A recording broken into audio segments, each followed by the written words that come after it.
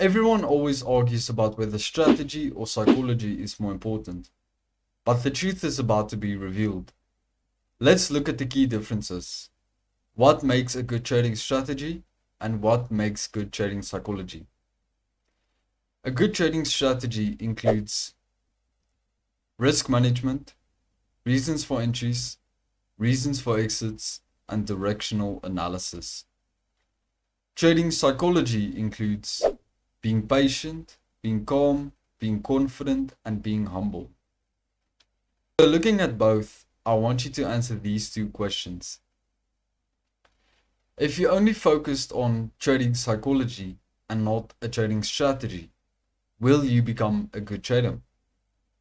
And if you only focused on a trading strategy and not trading psychology, will you become a good trader? Now, before I give you my answers, let me explain something to you first. A trading strategy is needed in order to take a position. If you do not have a proven strategy, then you have no reason to ever execute a trade. Trading psychology is needed to actually go ahead and execute your strategy. You need the strategy to take the position, but you need psychology to follow the strategy. So without good psychology, you'll never follow your strategy. And without a strategy, you never should take a position. Considering that, neither one of these two is more important than the other. They go hand in hand with each other. So, if both of them are equally as important as the other, then you shouldn't be asking a question of whether you should focus on one or the other, but you should rather be asking, how can you incorporate both of these two things in your trading day to day? So before I explain that to you, let's look at the characteristics of a good trading strategy again. You need to have appropriate risk management, meaning you should risk an appropriate amount, nothing less or more. A good trading strategy can also help you determine direction.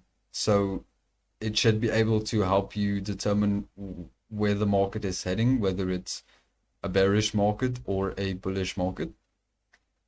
A good trading strategy also gives you reasons for entries and exits. So it will give you prices to enter at, prices to exit at.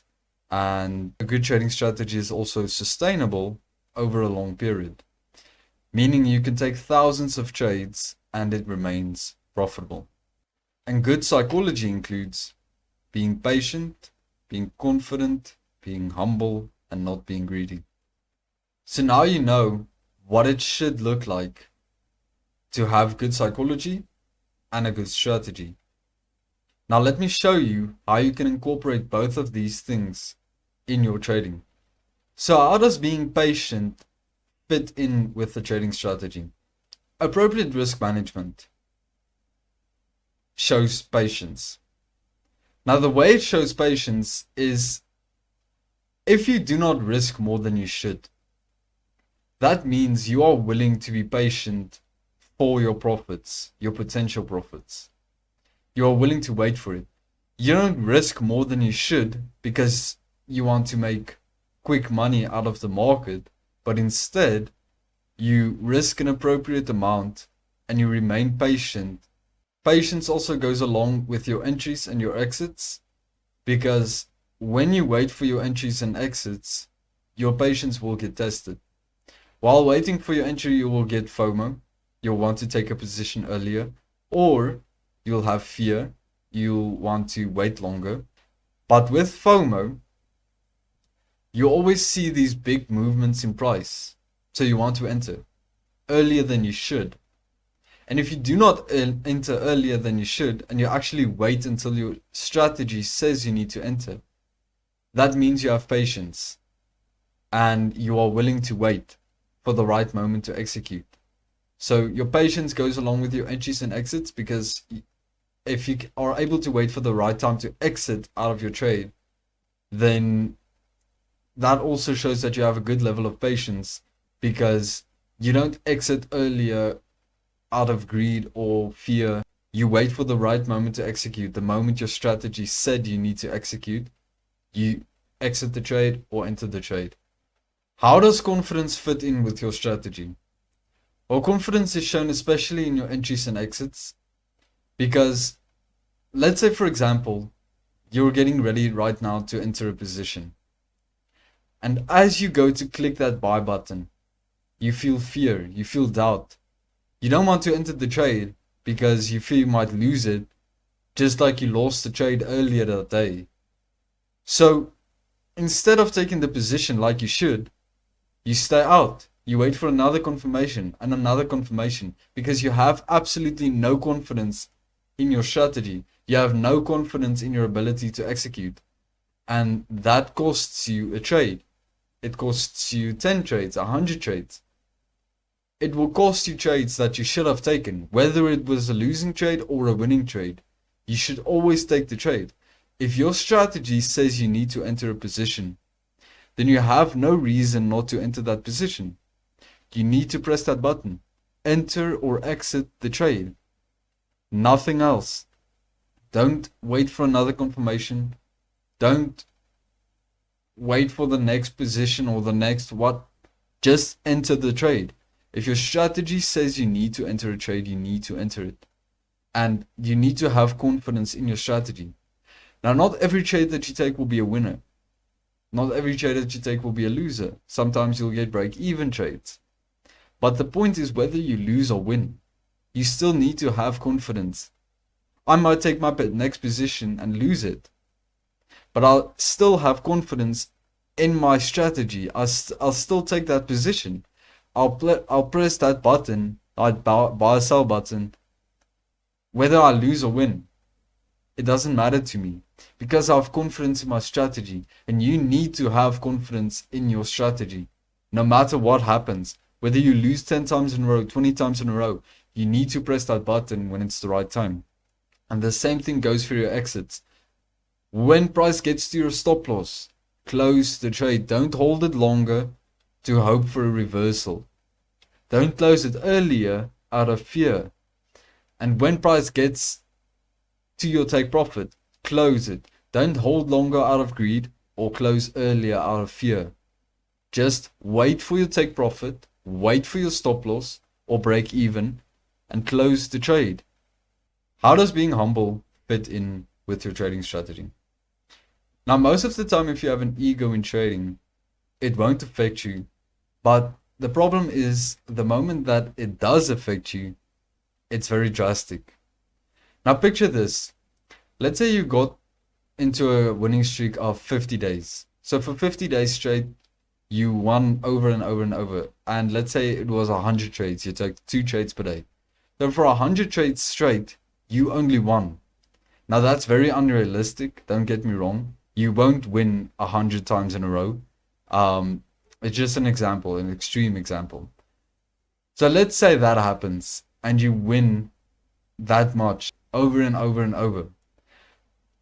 Eventually, you will get to a point where you are on a thin line between confidence and ego. And the problem is, once you get to that point where you're starting to have an ego, because you show your friends and your family, I'm on this winning streak for this long and whatever, your confidence gets boosted. Every time you talk about it, every time you show someone, and especially when another trade hits your take profit, your ego gets boosted a tiny bit and a tiny bit and a tiny bit more.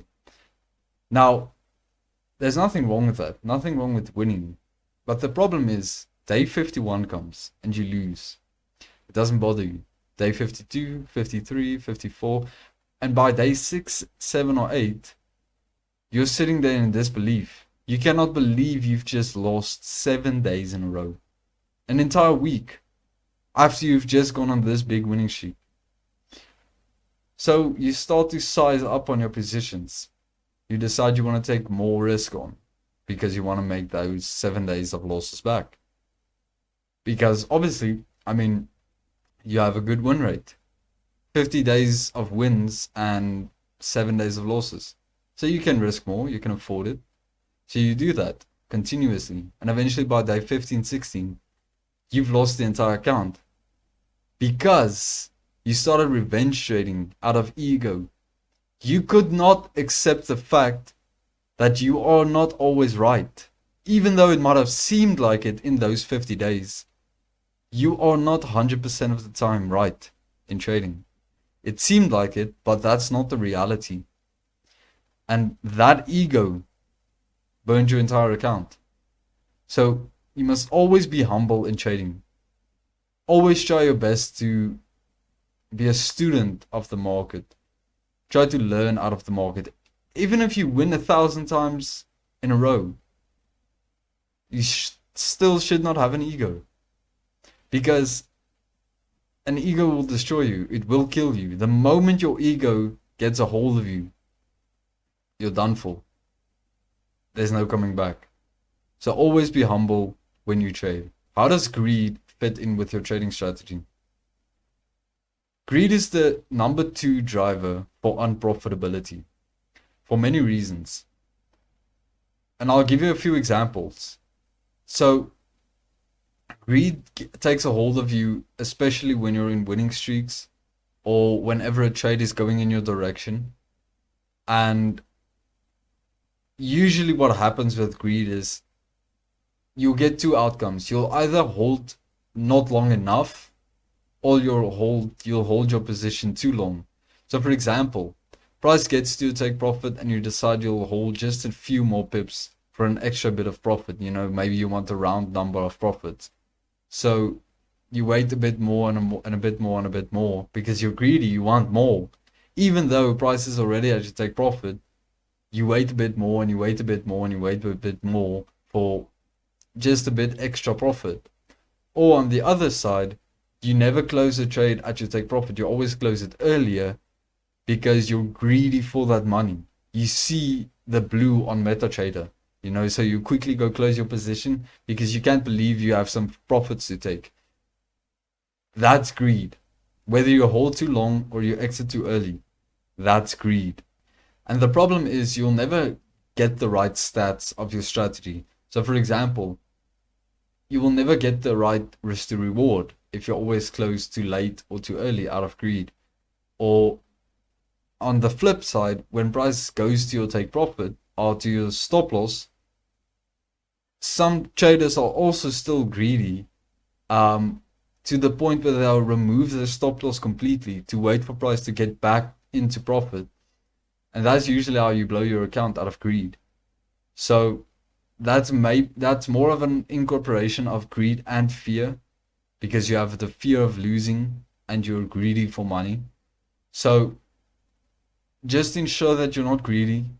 You always take the right amount, the planned amount. So if you planned to profit $100 on this trade, then you should profit no less or no more than $100. So that concludes about everything that I wanted to say. And I'm just going to summarize it in a quick sentence.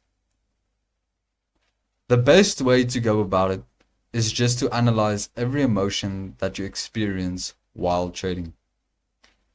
Then find how it affects your performance and find a way to remove it, or at least block it out. And what you have to understand is that no matter how experienced you are, your emotions will always be present. But a good trader does not allow those emotions to affect his or her performance. Just a last note, if you do not know how to fix your psychology, or you do not know what to fix, go to the description, find my X channel, and go send me a DM, and I'll gladly help you out.